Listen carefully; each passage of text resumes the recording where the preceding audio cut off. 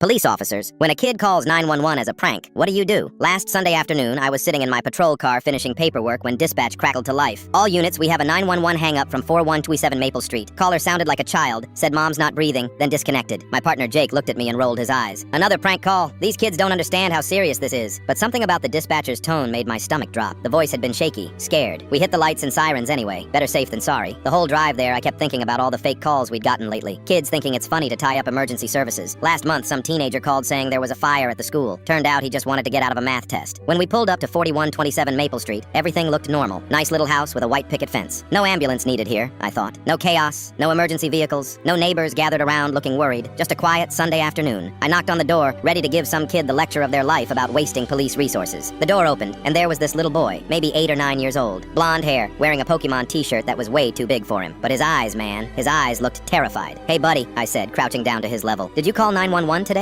He nodded slowly, his bottom lip starting to quiver. I'm sorry.